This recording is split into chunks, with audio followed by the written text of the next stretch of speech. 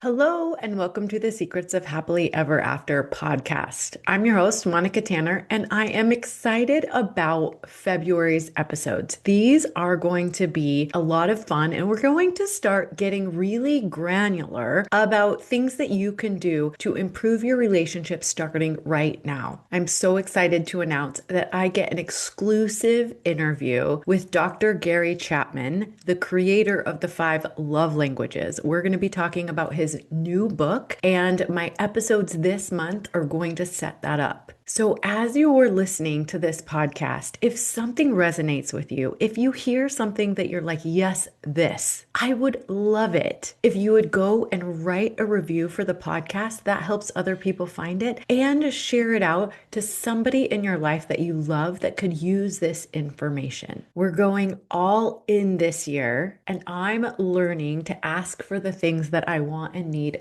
just like we're talking about in these episodes. So my desire for you is to share out this podcast. Let's work together to really help couples find joy in their relationships. All right, let's get started with today's content. Recently, I did a podcast interview with a man named Dan, and he asked me lots of questions about what to do when both partners were not fully bought in. Meaning, like if one partner really wants to go to coaching or therapy and the other partner is very resistant. And that is a very common scenario. But I've also had a lot of couples where both partners were fully bought in. They both understood that the relationship needed to be better, and they were both willing to put in the effort. And sometimes, even then, you have a disconnect. So this episode is for you if you feel like both of you are trying, but you're still missing each other somehow. I have found in my years working with couples that a lot of relationship pain is not caused by lack of effort from either partner, but it's caused by misunderstandings or a clash in the stories that you're telling yourself. This is something that you will not figure out on your own. It's one of those things that you need a very intuitive friend or a coach to point out to you. It's one of those dynamics that happens inside of the bottle, and you need someone with a third view or a perspective looking in on the dynamic that can point out to you where you're getting stuck. So the story that my clients tell themselves that creates a lot of emotional distance, resentment, and loneliness is this idea that if my partner cared about me, they would do things differently. I allude to this in my book in a couple of different chapters, but today I really want to dig in and help you see that this might be happening in your relationship. So this dynamic of we're both working on the relationship, but we seem to be missing each other is a pretty normal occurrence. In fact, a lot of the couples that come to see me in coaching, when I ask them what's going on in your relationship and how can I best support you, they'll both tell their story about how they're working hard to make the relationship better, but it seems like they're coming up short. And sometimes this turns into what I'm doing is never enough. It's like I keep trying and trying and trying, and my partner will not recognize it. Does that feel familiar to you? Some of the loneliest people that I've met are in relationships where both they and their partner are trying to make things better, but they're coming up short. So here's how this happens. When we get into a relationship with a significant other person, the beginning of the relationship, there's that unique cocktail of hormones and pheromones. The other person is reinforcing your idea of yourself, and it feels so good. You're super attracted to each other, and you're almost obsessed with that other person. How are they feeling? What are they thinking about? You want to know everything about them. And And then you decide to commit, marriage or a long-term committed relationship. And all of a sudden, this idea of differences pops in. You think about things differently, you do things differently, and both partners start to think, if my spouse would just do things my way, this would be so much easier. Have you ever thought that? Whether it's as small as how they load the dishwasher or as big as money, parenting, sex, those are the biggest issues that people start to get frustrated and resentful with their partner because of their differences. Now, this all starts in our nervous system. We don't know why we're getting so upset with our partner. We don't know why it's so important that things be done a certain way, but it stems from our histories, our preferences, and our past relationship blueprints. So something that feels so loving to me, when I do it for my partner, it might feel dismissive or it might feel opposite of what they're looking for. Here's a classic example using traditional gender roles, but as a woman, have you ever gone to your husband with a problem or a breakdown of something happened during the day, and immediately your husband starts solving the problem and telling you all the ways you could have done it differently or ways in which you can just make all of it go away? And in that moment, you feel so unseen, so unloved, and so unheard because you were just looking for a sounding board. You just wanted him to listen and go, oh yeah, that sounds awful. I would have hated that. I can see why you feel that way. You were looking for emotional presence and your husband gave you problem solving. This is a great example of how his effort, which would have felt loving to him, felt so off to you. It wasn't what you were looking for. And you may just brush it off and think it's not a big deal, but that one experience starts to erode trust. You start thinking, I can't share these things with him because he's just going to solve the problem and I don't need the problem solved. I even go so far as to think I am perfectly capable and competent. I don't need his suggestions on how to live my life. And the reality is, by simply preemptively asking for what you want in that situation will prevent that whole misunderstanding from happening. So what I want to talk about today, I want to give you real tools to feel more loved by your partner. But I promise you this, it's not going to happen by accident. It doesn't matter how long you've been together or how much you love each other. You're not going to accidentally stumble upon ways to show love to each other that the other is going to recognize. And here's why. Because love is not objective, meaning there's not one right way to show love in your relationship. There's not one right way to react or respond to your partner in a way that's going to feel loving to them. Relationships are a completely subjective experience, meaning every single one of us has a completely different blueprint for what feels loving to us. So when we go into a relationship, we think, if I feel love in this way, surely my partner will feel loved that way too. A good example of this is the 5 love languages. I'm a words of affirmation person. I love to be recognized for what I'm doing. In fact, the best gift you can ever give me, and you can tell by what I asked for at the beginning of this episode, is a review on my book or my podcast. Or send me a little note and let me know how I've helped you. My husband leaves little notes like this for me, not because it comes naturally to him, but because I've asked repeatedly for 23 years. He finally gets it. It doesn't come intuitively to him. He has to be asked and reminded. And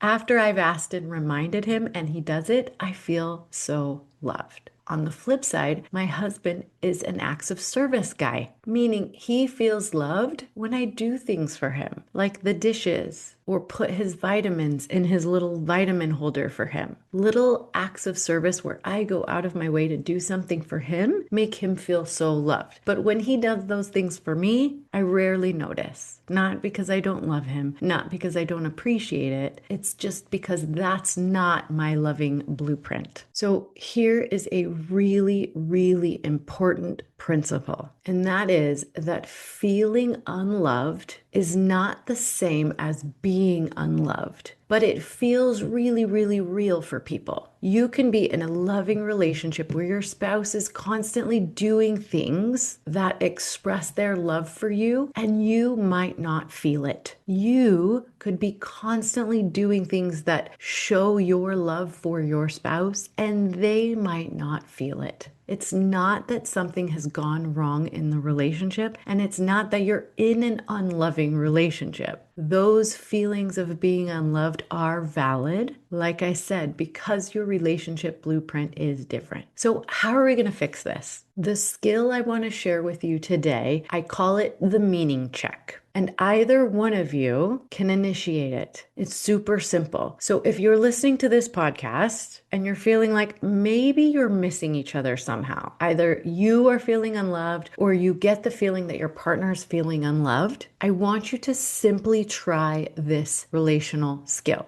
Go to your partner and ask them, when I do this, what does it mean to you? So here is some examples. When I do the dishes after I've just gotten home from a long day of work, what does that mean to you? And then be open to whatever response your partner gives you. They might say, it's not that big of a deal. I was going to do them anyways. You could ask your partner, when I stop on my way home from work and get you roses or bring you a treat, what does that mean to you? Your partner may say, that's amazing, I love it so much. But they might say, it doesn't really mean that much to me. And then you'll know. Remember that if you're going to ask the meaning question, don't get defensive. Don't take their response as a criticism. You're just being curious. It's like saying, I want to get to know you better. I want to know exactly how you feel my love. And that will allow your partner, maybe they've never really given it a lot of thought. Maybe you're familiar with the 5 love languages and maybe you're not. I personally believe there are so many nuanced ways to show love, but the 5 love languages are a good way to start the discussion. And then equally as important as checking out the things that you do to show love is expressing to your partner how you feel loved. So my suggestion for you is go out on a date and call the whole date a meaning check. Start the discussion by asking your partner, when you do certain things, what does it mean to you?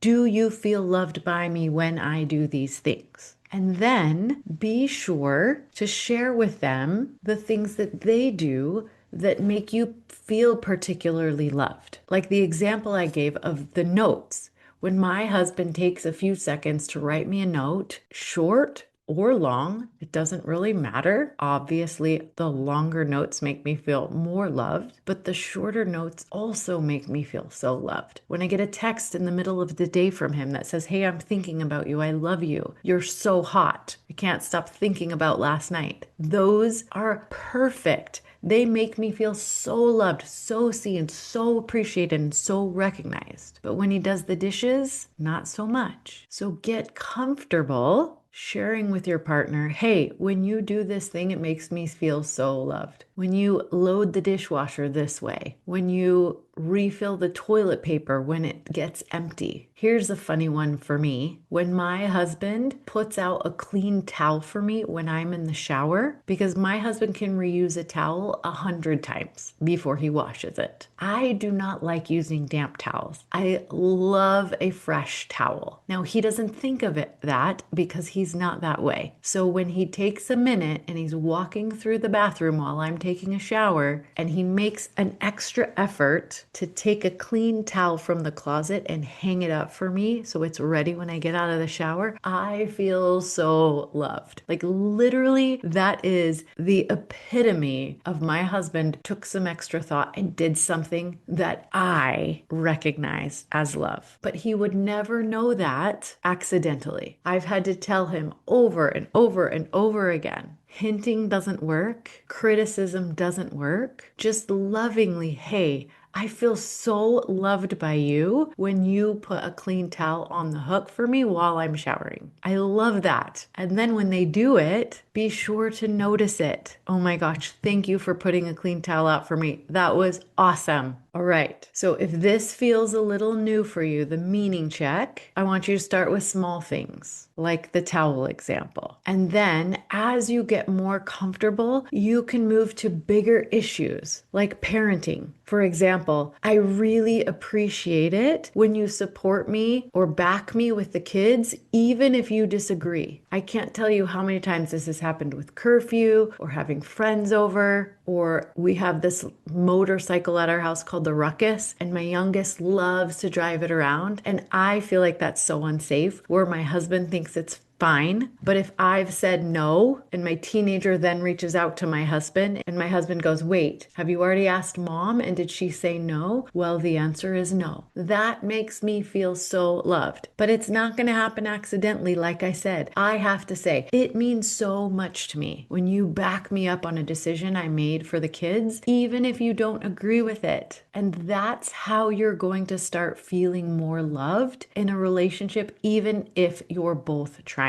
So in closing, I just want to put an exclamation point on this principle. If you're both trying, but you're missing each other, it doesn't mean anything's wrong or broken with your relationship. It just means that you're two different human beings with different preferences, teaching each other how to treat you well. You have to teach your partner how to show you love. You have to ask your partner to teach you how to be more loving to them. Like I said, it's not an objective thing. You can't really learn about it in a book or even by listening to a podcast. You have to go to the source. You have to go to your partner and do these meaning checks. What do you feel when I do this? What does it mean to you? It means so much to me when you do this thing. And then make sure that when your partner follows through, that you recognize and appreciate their efforts. That's how you teach your partner to treat you with love. And that's how you learn to show love to your partner in the way that they recognize, in the way that they feel loved. So that's it. That's all I have for you today. I often really think of February as the month of love. My husband and I rarely celebrate Valentine's Day on the actual day. In fact, this year I'm out of town. I won't even be with him. But you better believe that we're going to revisit all of the things that he can do to show me love and vice versa. January is a great month to revisit your goals and your intentions for the new year. And February is a great month to review the ways in which you can show each other love in the most meaningful ways. So I hope you'll work on that this month,